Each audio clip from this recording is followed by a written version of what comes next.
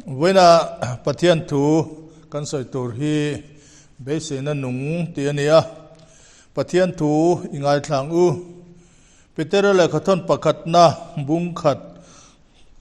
chang thumatangin changa thleng hian lo ngaithlaila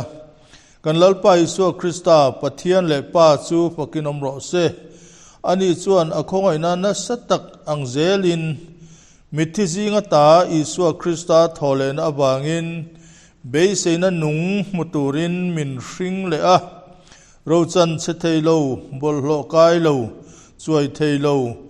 wana inta na khek chu mu na turin chandam na hun nunga lang tura peisa chu muturin rinna bangin pathian thil ti theina ben chu inni ten hebrai bungruk chang sompakwa chhir zamila chu Beiseina chu nun na thir chak aya kan neya rin om le nget takani wanzar chunga mia po chuan aluta chuta chuan Isu chu Melkisedeka omda nanga chatuana pui thiamlal ber lo ni to in kantan marhuai tua alo ni luta a Pathianni thu kan chiarte kan zatan malsawm sakro se amen itong trayang u lalpa kan pathian min mai tu hei boina lockdown te thin ma sila I Kohhran hoten chanchin thapuan dat na kan la chunjom zela wena po hian Beiseina nung chungchang soiturin karonim buat saya he hun hi nangin miron man puila I Kohhran hote tan malsawm na alo ni ngei thena turin I thu kan soiturte nangin malsawm sakla keya soitu ngai po I thlarau thiang nima min thuam lo chuan engma kanilo chu bang chuan kan hun zong hi thlarabin nangin min thuam thar leng che ngaithlatu te tana malsawm na alo ni thena tur poin kan lalpa Isu Krista hmingin kan ron dile amen khobela hian mihring te hian mathlir le a Beisei hi kan nei vek maya chu Beiseina chuan mihring nun hi atihlima zirlai chuan azirlai hlotling taka azir chua alo graduate master degree te alo nei nuwa chuan hlotam tak neya anun khonom natur alo ngai tu thina chu tiang Beisei chuan rim takin lekha azir thina ni chu Beiseina chuan mi atihlim thina mihring ta na hlue ema hebrai ziak tu ina asoi kan han chir ta ka phei kha chuan chu Beiseina chu nun na thir chak aya kan neya rinom le nget takani atia dam chunga Beisei tur nei lo nun bei dong kan ti ang chi te hi chu khobela mi hlo om ber ni in min an soi thina ni chu bang chuan khobela hian Beiseina kan nei thina chumi khobela Beiseina kan nei pia lama chuan boine kan soi tura ro chu Beiseina nung ani hi adang lam hret po ani mai theie tin kong le lama chuan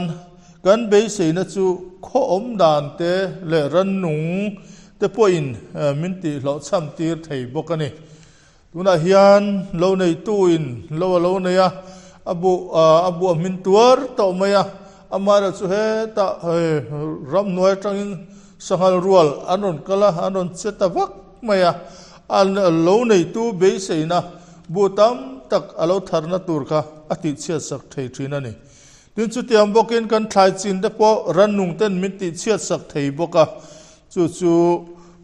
kan Beiseina te po kha minti lo cham tir thei ni amaru chu za voina kan soi tur ring tu te Beiseina ero chu rin thu le thil chiang loba in ngat ani ve loba thir chak ayan in long tuipuya khan long alo din theina tur chuan thir chak ain taka athung ang khan kan Beiseina chu Pathianni in thung thlat ania Beiseina nung nein he khobela ring tu te chu kan leng ani tin kan mangai kalta te le kan du tak te kan then ni a po kan lalpa thina le thole na avangin Beiseina nung kan nei ani ti kha Bible in min srila mitui kara po lalpa faka choi moi theina kan nei thina ni hei ring tu te vanei na tak mai ania aro pui mani kan Bible chang in nga na Peter le kha thon hi Esiaram tezok marlama zentel Christian thanem tak anoma chung mi de chu pathian mithan tiin Peter hiana bua anne na hele kha hi azia kani chu heti hun la ya hian rom khopuya khan nirawati du da na anase ema ring tu te an ti du da an ngai sa an thata soisak tin reng in an soisa ani kan khati hun lai edi somruk pali vela khan Peter hian khang kha serengin Beiseina nung nei tu te kan ni zia he khobela mi te kan thil Beisei ang ni lo wana chatuan nun na nei tura Beiseina nung kan nei awang hian hele khathon hi aron ziak ta ni na langa ring tu te an ni avangin ti du da na an tuar me ka iswa thina le thole na le alokal le na tur thu chu chanchin tha awanga Beiseina thar an nei ta zia ako hua hemia wang tak hian an thil tuar te chu chel taka tuar fan turin apuya anrin na Beiseina fia na ani ti ria in Krista ronin lar huna chuan loman an munge donani ti po kha aron hril chiang ani tin har sanakara an fui har atum ringot ani lova hemi ba ka hian Isua Krista mite kanina angin anni tin thilti le anom dan zonga Krista mite ni rengin khosaturin Peter hian acha bokani Peter chuan kan lalpa Isua Krista le pathian chu fakin omro se tiin bulahan trante te achan chu athanga hian asoi thata zela pathian chuan ami khongai na anasat mawangin Krista tholen awang khan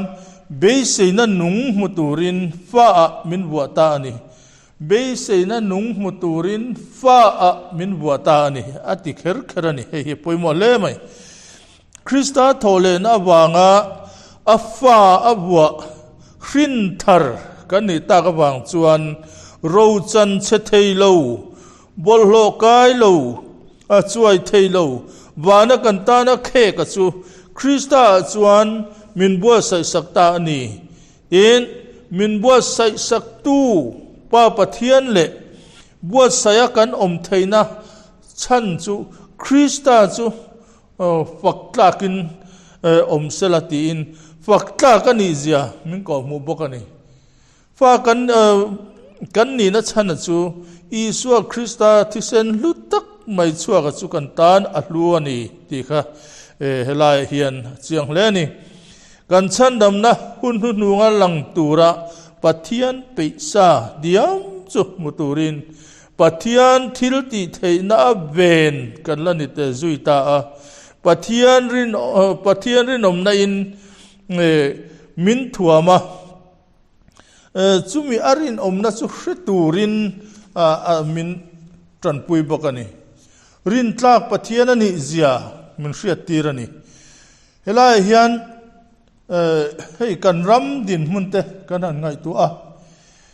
tun lai hian ka hei kan ram ri abuaya hemi kan ram ri buaina hian har sanatam takkan to ka chuti lai kara chuan sofa te in pum khatna tha alo chuaka tin kan ram pathian chuan nam tin te hi anom na turin ram ri te asiam sak thina chu mai ni lovin kan ke ni kan ram lut na hi ngai kan ngai to chiang ngai lo ni mai theia chan chin tha a ron zon chua ram kan nia Pathianni na chan chin tha zon chua ram hi ke ni angin khobela mundang atam kher lawang chu wang chuan kan ram zim te kan nei chuna hi kan hlut em turania tuna kan ram ri buai chungsang ate po hian Christian te hi kan ti turani lo ti ngot turani lowa ram chan tur chuan thei top choin tran kan la anga kan thei top chuan a chuange tharum mangin wat beivak dawni la nam dang te chu an tam em min tam ne mai the ni mai ro chu helai hian kil kan soi du chu Chronicles panina bung som nia khan lal Jehoshaphat apokha atrenom ram pathum khan anon beidona chuta atne don lowani tiria mai ro chu Pathianni da khan atong trai ta kan Pathian an chunga ro rel don lom ni mi chu ti so zai mai min ron be tura lo thok te chu han be thei zia zang kan ni lowa ti ngai na reng kan se lowa chu wang chuan i lam kan lo hoi mai zo kan ni atia i lam kan lo hoi mai zo kan ni ati mai ba ka khan anwaya khan thilpoi mo em omani juda te zong chu an fanau te an nupui te le an fa te nen lalpa ma an dinga atiani chu bang cho ke ni Christian chung kwa po hi kan ate beratanga alien ber thleng hian kan ram kan nam kan chan theina turin pathian ma kan din hi apoi mo em ani he kan ram chanchin thaina mironjon chua ram hi kan hlut em tur ani ang tin Habakuk ka zia ka khan kan soile lok du chu Habakuk ka zia ka khan hei tun lai bo ruak hi alo shelo ko moti mai turani hripui chu amatonga atanga anunga chuan trek atlarum ruma adinga lei chu atinging dura a hoi vela namte chu an thabara tina soini kan ram din munte po hi hei hri alo lenga li alo nginga harsana tam tak kan to kani chuti lai kara chuan Habakuk ka chuan athil achan bowa khan kalom zelang lalpa chuan ka chandam na Pathiana chuan kalom chewang alati theini hei kan hriat angin khobela hripui alo lenga COVID-19 alo lenga ni chuta chuan keni ring tu te hi beidong taka om tur kan ni lo he hri ne theitu pathian nung chuan kan rin na te min fia Beiseina nung min pe a he khobel hriat na fia na kan om me kani kan chatuana kan nun theina nan afapa Isu Krista mangin ban kwale tuya min siama ama fa rolua tu ni turin afapa Isu Krista thisenin min tlana chatuan nun na chang turin Beiseina nung min pe ni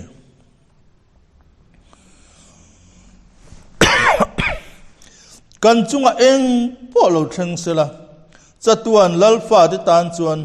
hlau tur om lowa amai ro chu he hrileng te hi akai te le abete ni hi aboi thak em awang ro chuan kan sarkar ho tu ten in fim khur tur anti angchi thataka kan zom thiam po hi apoi mo em ani khobela han beidon na te borsom na te nat na te thi na te kan tok thina chu tiang kan tok thina ni po in Beiseina nung nei in lali swa lam kan pan apoi mo em ani khobela het in nga na tur ring tu te hian nun in nga na tlak kan neya chu nun in nga na tlak Bible min hrila chu lali swa hi kong le thu tak le nun na ani atiani kong chu kan kal na tur ani maya thu tak chu in nga na rin chan bera nei tur ania nun na chu chatuana nun na ani isua chatuan isua chuan thamwan na min nu chia khovelin apek lo angin khovelin apek angin ka pek lo chau hi ating he nge ni khovel mite na an pek ang ni lovin min pe ni chuwang chuan khovel thamwan na chu sum le pai te hausak na te le in le lo tha te an mai thei covid virus ka ta na kan thamwan na chu kan mai tuam na te hand sanitizer te po an mai thei ni ma sala chu tiang chu thamwan na tling ani loba helai lali suan thamwan na min pek ang chu ani lowani i suan thamwan na min pek dan chu anun na hlana cross a tiin chumi zara chuan ama ring tu da chuan chatuan nun kan nei ta a tuna chuan keimania chu om fit do avangin chatuan nun na nei tu pathian ring tu pathian fa kan lo ni ta ni chu chuan nun na chu kan tak san nun na to be le khan atak takin alom don ta ni hey entinan ina tun laya chuan inverter mitam takin kan chito a chu inverter chu electric eng hi alo thi ve le a eng tura kan lo da chuan electric eng a kha athia inverter e kha automatic in alo eng ta ni chu tiang deuh chuan kan khovel nu na hi kan thi ni alo thlen chuan chatuan nun na kan nun theina turin kan nun na chu alo in thak dang lam ta kan taksa power ato vele kan nun na tak chu alo lang zui don ta ni chu wang chuan ring tu te kan ni chuan chu thu taka chuan kan oma he khovel thila hlauna le rin le na tam tak om thin ma sila chu tianga in ngat lovin lali suwa krista nun na min pe ka hian kan in nga thata poimo em ani chu thu tak chatuana ding tlang tur chu ni thildang zong hi chu reilo te alora ralbekang amai ro chu chatuan nun na lali suan min pe ka ro hi chu chatuana ding tlang tur ania wangin ring tu te hi kan wan nei em ani chu wang chuan lali suan khovel na pek angin ka pek lo cheu hi atia khovel pek ang ni lo thamwan na min pek hi alu em ani thi te kan hlau thin isua po khan thi chu a reve le po an mai theye a thei chuan he no hian min pelu ro se ti ma se hla om to per polo ni sela chu thi na chu ama taksa thi na in alu chila azuk ne avangin min ne sakta a ti hi thlarau pui tak lali suanu na kan hmuani thi na min ne sak na chu ama nun ngein than thim khurthuk tak chu azulu chila chu ta tang chuan chatuan nun na miron peta a chu nu na chu awro pui ema ring tu te chan wo ani chumia wang chuan nun in thak dang lam na kan nei mai don alo ni lei thuam kha van thuamin kan in thuamanga he lei nun kha van nun thiang limin kan leng to dona mi hring fa kha pathian fa kan ni to dona india khwale tuini thina kha india khwale tui pon to lovin van khwale tui kan lo ni to zo don ni chu tiang chuan chu tiang kan ni theina chu isua krista ti sen lutak chuaga wang khan mi zong in chandam na kan chang the ni boina hian nun beidong le shom mitam tak kan lo om nei point le kan nun ta po kan lo mang kholo bio po alo ni to theye kan chung ko bo ruak po alo shom bio ni mai theye cái mà mình mal nun po bor som nó lại sẽ lâu nó tập quên mình lâu tla bua cái này thấy ni mà sẽ là lali suwa Krista ina Beiseina nung min pek ang hi chang turin kanin bua sai apoi mo em chu Beiseina nunga chuan hey a hlu zia chu rawh chan che thei lo bol hlo kai lo wana in ta na chek chu mu na turin ating rawh chan che thei lo in ta na khe ka chu hei zong hi kan ta na khe kan to zo ka ni chu cha tuan nun na chu pat lali so Krista avangin kan tan siamina om to zo ka chu mi chang tur chuan Pathianin Beiseina nung nei tur hian min ring ani ti hi wena hian kan thu top ni sela Pathianni thu kan soite kan zatan mal min som sakro se amen.